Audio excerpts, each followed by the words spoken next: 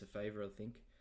But this week we'll be discussing the Formula One race in Japan and the Bathurst 1000. If you haven't watched the race yet, Max won by a ridiculous amount in such a short space of time. If you haven't checked it out, you could probably watch the whole race actually, because the whole race only goes for like 40 minutes instead of the mini on KO. But Joe, what are your thoughts, mate? Um, I thought as a race, it was actually very interesting. Once it started, I thought, the rain itself makes it pretty cool in terms of tire strategy, going on to the inters, all that kind of good stuff. My disillusionment, I should say, probably stems from the fact of I don't know why we have rain tires if we can't use them in the rain.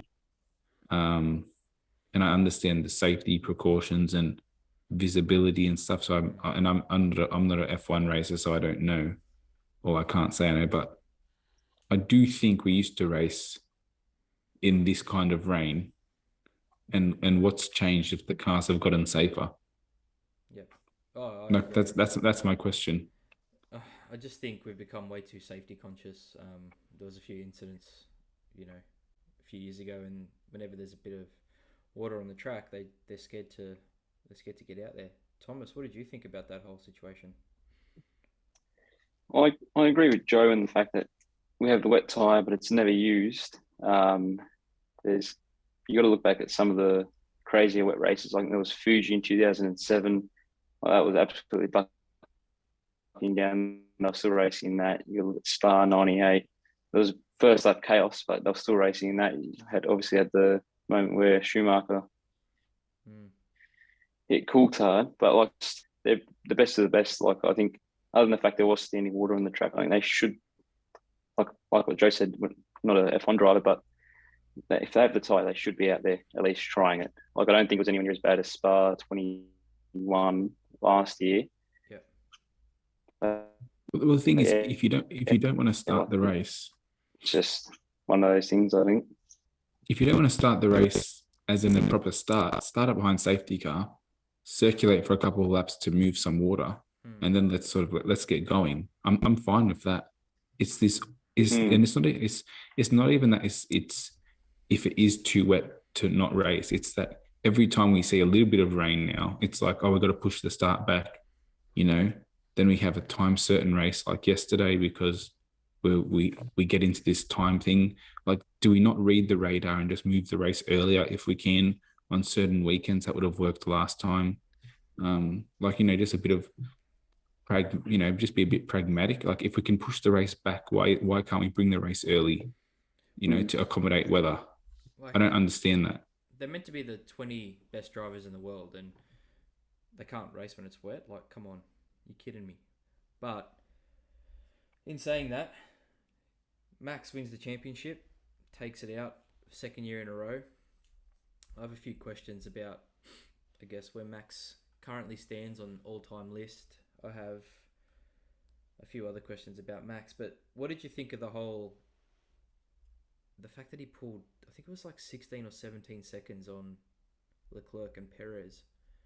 24, I think.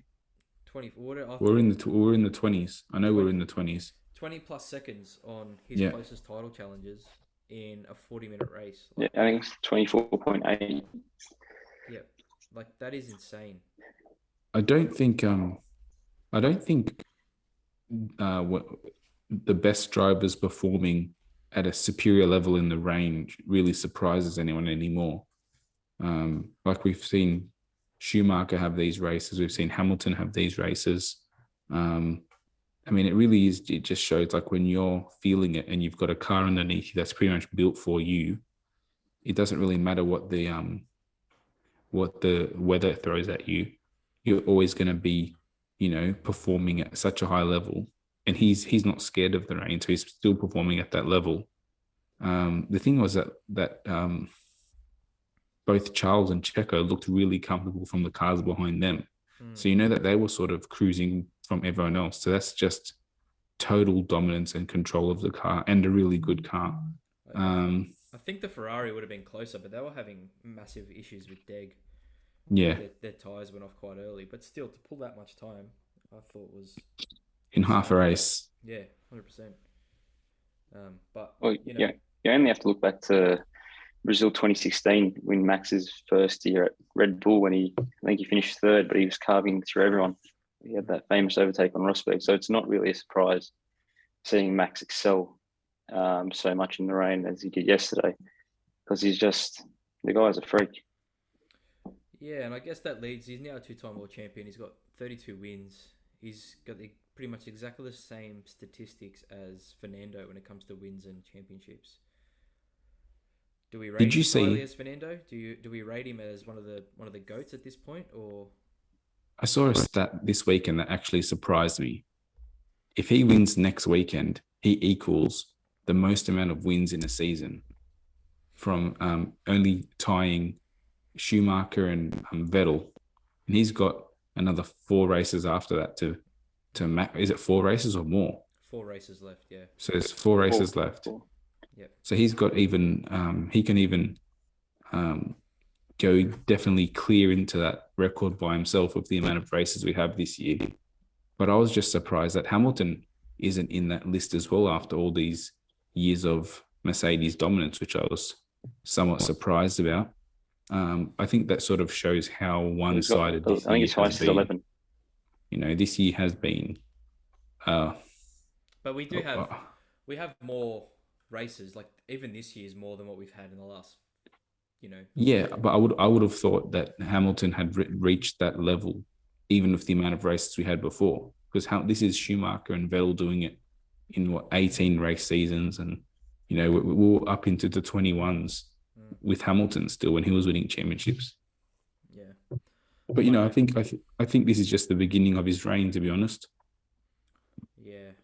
Look, I think the guy, in 20 years' time, we could be talking about him like we talk about Schumacher, we talk about Senna. How old is he? 24.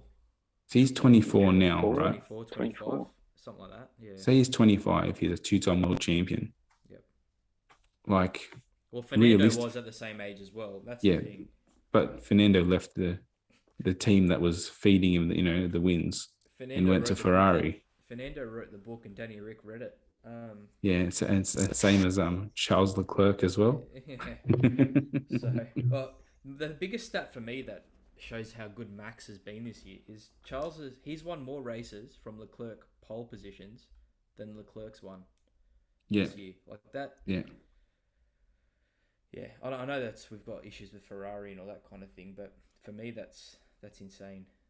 That's the next level kind of statistics.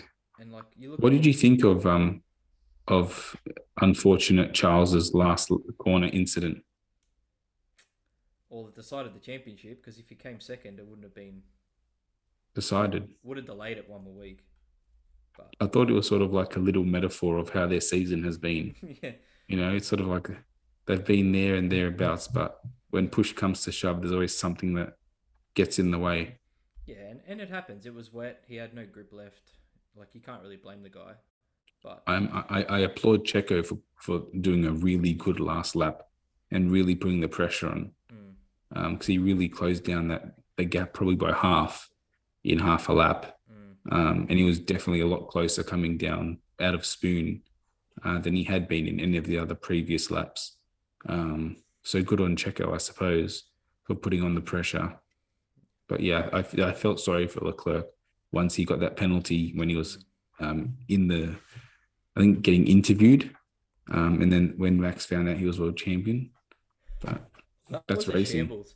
Honestly, he's there being interviewed about winning the race, and then all of a sudden someone's going, "You're the world champion," and he's like, "What? No, I'm not." No, there was they were talking to Checo, then they go, "Sorry, Checo, we got to get Max again," and then they pull him back and they go, "You're the world champion," and he goes, "What are you talking about?" This sport, I tell you. But poor Max, he hasn't won a championship under normal circumstances yet, the poor guy. Last year was the whole drama with the Michael Massey incident, and this year he doesn't even know he's won it until the reporter tells him. Yeah, and I think that last year he was pretty phenomenal as well. Like, that whole season was epic. But yeah, I don't know. This one felt really anticlimactic to me. Well, for the start that we thought we were going to have, Yeah, that's right. we were super jacked at the start with the whole Ferrari thing. Yeah, that's it. And I guess my question to both of you for next year is: do Ferrari and Mercedes challenge him? Because they're the only two that can potentially will. I would put money that Mercedes will be challenging him. I think I think they've learnt a lot this year. I wouldn't be surprised if they change their total concept of the car. I mean, the downside is that if you change your total concept, you're probably going to blow a lot of your salary cap for next year. So we'll see how that goes. I guess Ferrari have a good base to build from. They just have to eradicate mainly their mistakes, because their car is good enough. But it's when they're not winning, they're not scoring good points. Like we've seen them crash out of race leads. We've seen them crash out of podium positions. We've seen them only have one car or no car finishing races. It's on the sort of the race weekends where you can't get your best. How well you perform is where your championships are won and lost. And Ferrari's highs are really high, but their lows are really, really low at the moment. And they have to really flatten that graph. You know, because they've got the drivers. I believe in their drivers, and I believe in that car as a basis to move on from.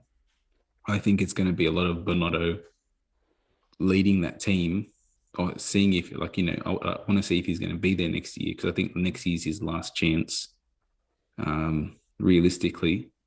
So can he lead that team, sort of wipe this year from their memory, take the positives, because they've got good drivers, good car, maybe get some fresh strategy input in, because they've got all the pieces. They just have to put it together. But putting it together has always been their problem. It's not just a 1 year thing. Yeah, 100%. Let's talk about this tractor. Yeah, so I was going to say, Thomas, you wanted to, you brought it up with us before the pod. What were your thoughts on the whole tractor incident? So if you haven't seen it, which I don't know how you haven't, after lap 1 or 2, I think they went behind the safety car. Oh no, they started the race. Carlos spun out, hit the wall, red flagged the race, and the tractor came out early. So Pierre Gasly drove past the tractor on track. And if you're not aware of the history, I think it was 2014 or 2015, around then, Jules Bianchi, who was at the time on the grid, hit a tractor that was removing a crashed car, essentially, and passed away. So there's been massive rule changes and everything in the interim. You know, we've got the halo, all that kind of thing, to prevent this kind of thing from happening. So Pierre's absolutely lost his shit. But Thomas, what were your thoughts on it, mate? I think Tom Dog's left us for a minute. He looks like he's frozen. Yeah. I'll tell you what I thought. I don't know why there's no lights on that tractor, to be honest. I mean, the video was actually was freaky. Yeah. You don't see nothing, and then you sort of just see a blur. Yeah. So I can definitely understand the drivers losing their mind over it. You know, I don't understand how that happens. Realistically, I don't understand how that happens, or at least there isn't a warning given. I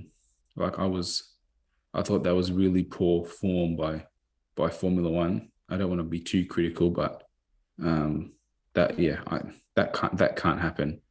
Those things are too high, and those cars are coming in way too low and too fast, even in the rain. Yeah, they've got halos and everything, but man, that's a solid tractor.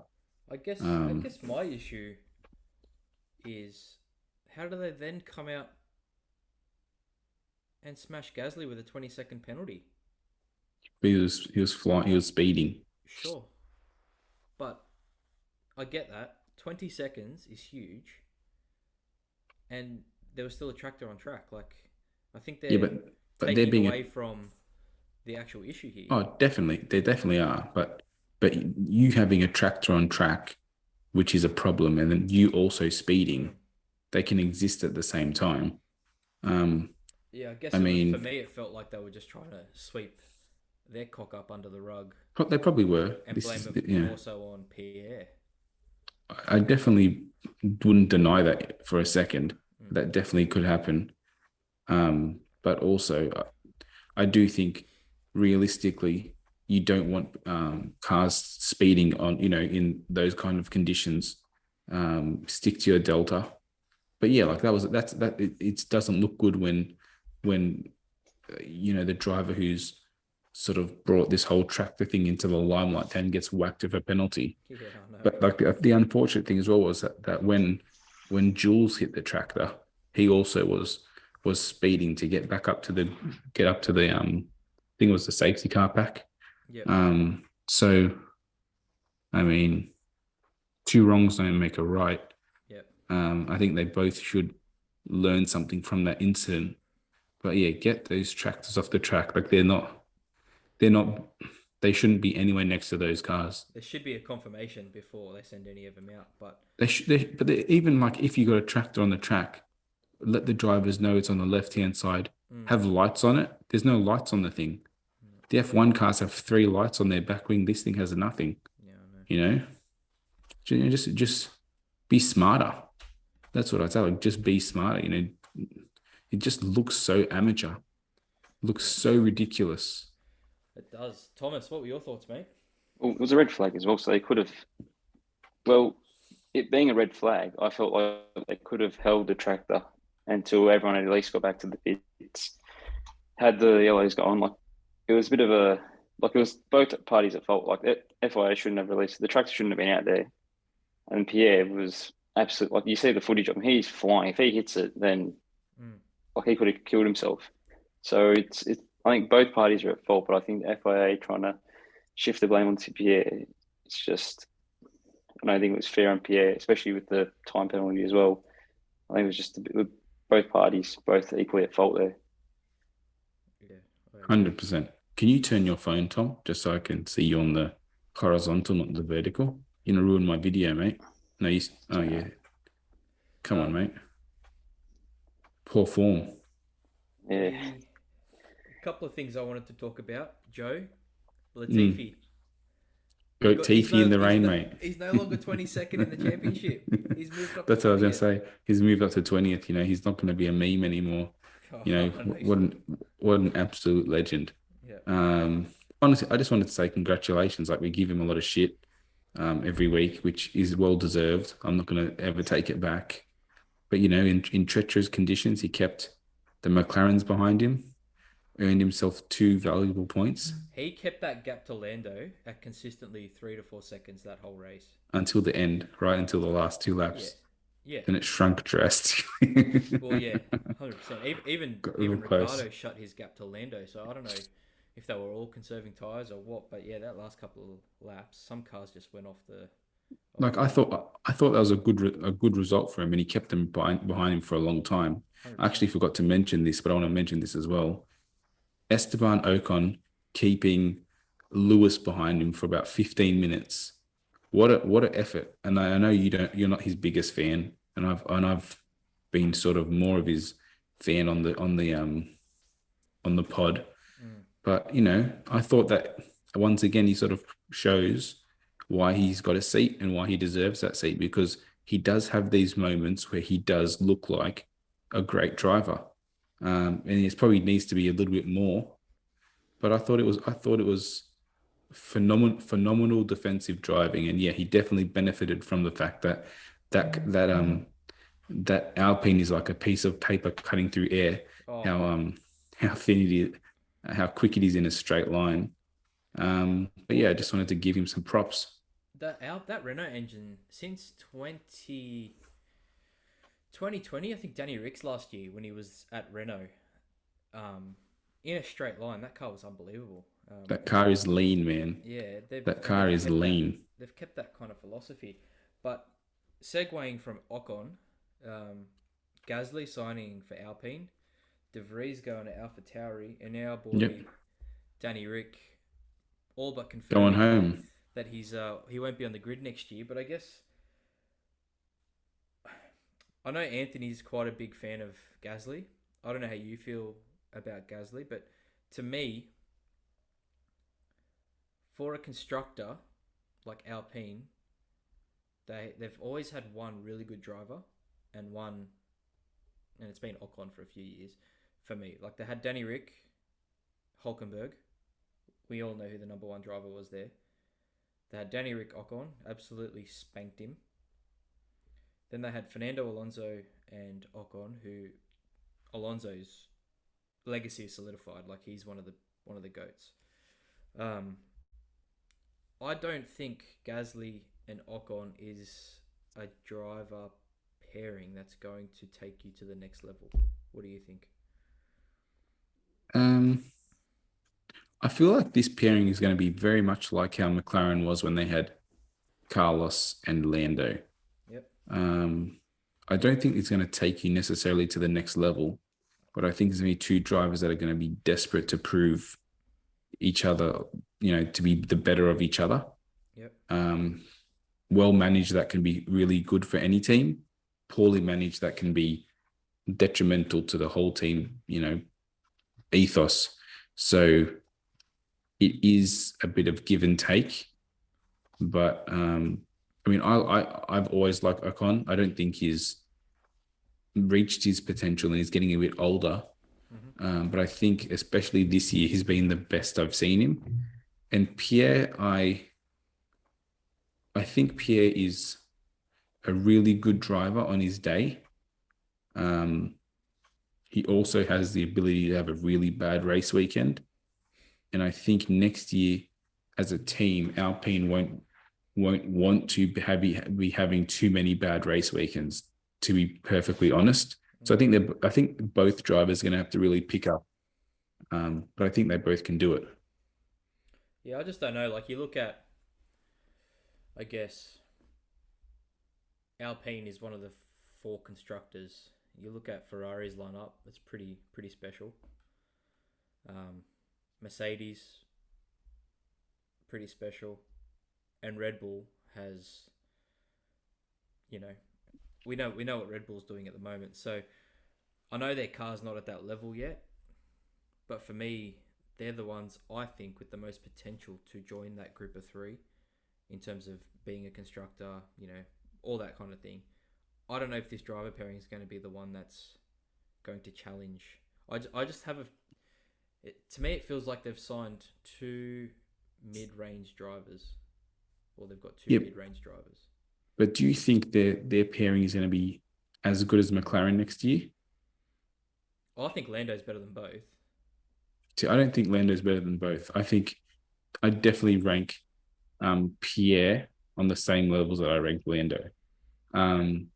I think Esteban can be at that level, but he has to, fix his consistency. This guy just keeps changing his locations every time he pops up. It's so distracting. But yeah, I think realistically, as a team, this can be it's a make or break pairing. That's for sure. To me, it feels like they're kind of consolidating, waiting for something else. Because Ocon's until the end of 24. Yeah, well, they've got they've got Jack Doohan in the wings, and I think they're both on a 1-year contract. Oh, I'm sure Gasly's on more than one for him to jump ship. But I thought it was a 2-year. Yeah, but yeah, so they're both on 2-year contracts. My thing is, I don't know. I would have thought Gasly would have just waited 1 more year at Red Bull, because I would definitely thought his time was coming back. No, I think Red Bull were quite happy to see the back end of him. Probably. Thomas, what do you think, mate? Well, I've kind of got to gather my thoughts. I was room hopping. I think it's a smart move, to be honest. He's had much better form than a lot of the other drivers on the grid, and the way that Alpine's tracking at the moment, I think it's a smart move. Only question mark is whether or not Esteban and Pierre can settle their differences and work cohesively as a team, share the relevant data, and not try and hamper each other. They said they respect each other and they're willing to help each other out, but we'll see how they go once they turn a couple of wheels in anger in the same team.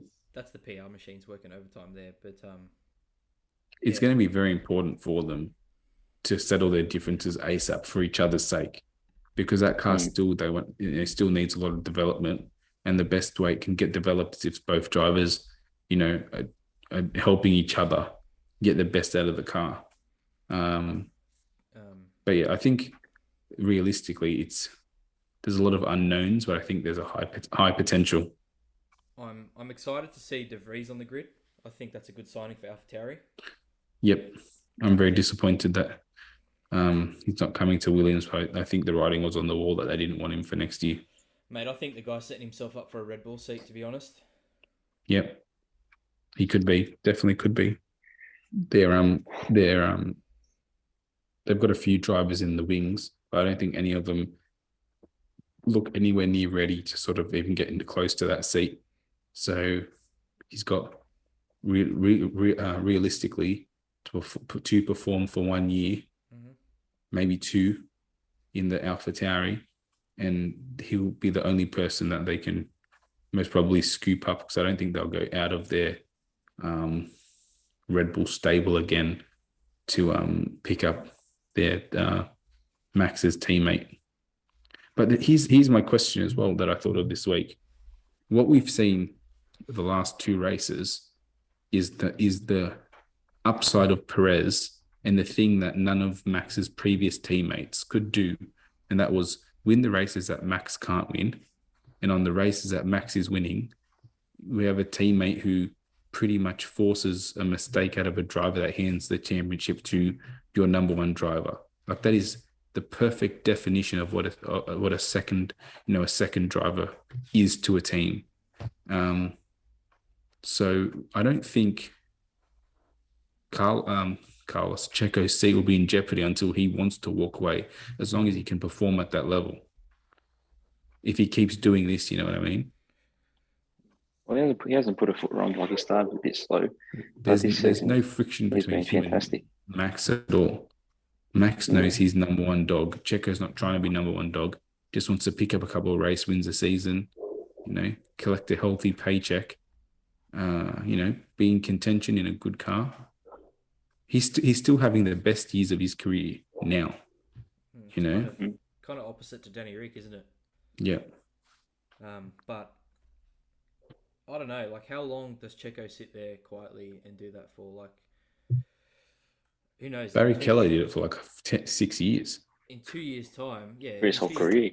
In 2 years' time, that'll be 4 or 5 years that he's been doing this kind of role. Like, is he going to want to do it for much longer, I guess? So, De Vries is setting himself. I think he has a choice. De Vries is 26, 27 years old. Like, he's still got plenty of time if he performs. So it's honestly a great position for De Vries, to be honest. Like, in terms of come into the sport, go to a team that is, very professional. You've got the keys to the kingdom if you just perform. And you bring Merc IP across with you. Yeah, I don't even think they're worried about bringing the Merc IP, to be honest. I think more than anything, they're just trying to get the best driver available to fill that seat. Because AlphaTauri still has a bit of ambition to be best of the rest. Yeah. And he's definitely a driver that I think could, fill that role with Gasly going. Yeah, look, there was that news, and then the news that made me super upset was Danny Ric all but confirming that he won't be on the grid next year. We have no idea what his plans are. I'm hoping he's got some sort of inside information that there's a seat coming in 24 that he's lined up for. Anthony thinks that he's done. I don't know. Either way, I hope he gets back on the grid. If not, where does Danny Ric sit? I think the guy's an absolute weapon. Put him in the right car, he'll be right up there. But what do you think about it? I tend to agree with Anthony, to be honest, the more I think about it. I always said that I thought it was imperative for him to get a drive next year to sort of exercise his demons and change the perception a bit. But that's not going to happen. But Hulkenberg's taken 3 years out of the sport, and he's in line for this Haas seat. Like, you're telling me an 8-time Grand Prix winner won't be on people's radar? Well, I don't think he wants a Haas seat. I think that's his other thing. I don't think he wants to go to the back markers. He's not interested in. I'm saying, like, he won't be forgotten. Like people are saying, if he leaves for a year, people will forget about him. Like, no, he won't be forgotten. But if he's gonna come back, he's not coming back. He's not taking a year off to come back for Haas. Yeah, I get that. So, like, realistically, I think he's done because what seat he wants next, I don't think is attainable. Like that's where I'm coming from. And you know what? Maybe it is for the best. Maybe he goes and finds something else he wants to do, another motorsport that can bring him, like we say, IndyCar, where he can be competitive from the bounce. Maybe he wants a year off, test for a year. But I think the sad thing that we will all sort of remember is that the ceiling for Danny Rick was so high. And at the time where, he was, in his prime where he could have achieved great things, the car, like it is for many people, in many other seasons of Formula One, just wasn't good enough. And yeah, maybe he was loyal to Red Bull too long. And I think he did make a mistake leaving Renault that we definitely can see it now. Yeah. I mean, there was yours truly saying it was a mistake back then, but Danny Rick didn't listen to me. And, these things happen. When you don't listen to the wise ones, you can tarnish your legacy, unfortunately. He listened to Anthony instead, the dickhead. Yeah, me too. So yeah, and you. I'll put myself in that basket. You poisoned his mind with your Tom. loyalty to the Orange Arrow. Yep, fair enough. Tom, what do you think, mate? I'm tending to agree with Anth. I don't think, as much as I love him, I don't think there's a team that's willing to give him the spot in 24. Like you see Hamilton saying he's willing to continue for another 5 years. How true that is, we don't know. But with all the young talent coming through in F2 as well, I can't see him forcing his way into one of the top teams, unfortunately. On the flip side, you should be happy that there's another Australian on the grid, Piastri, so at least that continues. Yeah, look, I'm not... I think his driving skills, Piastri is future world champion, all that kind of thing, but I don't know. I haven't seen enough of him yet to... I still don't know about this move to McLaren. Put it this way, he pretty much wiped the floor with what's his name, Zhou Guanyu, in the second half of that last year's F2 season. So I think ability-wise, he was way too good at that F2 grid. It's more than just ability. We're talking about the actual persona that Danny Rick brings to the sport. The larger-than-life character. You want to have a beer with Danny Rick. I don't want to have a beer with Oscar. Well, not yet. We don't know yet. Yeah. So, but yeah, look, it's at least we've got one on the grid. Potentially two in a few years if Jack Doohan comes up. Potentially three if Danny Rick gets back on the grid. So it's a good time for Aussies and Formula One, that's for sure.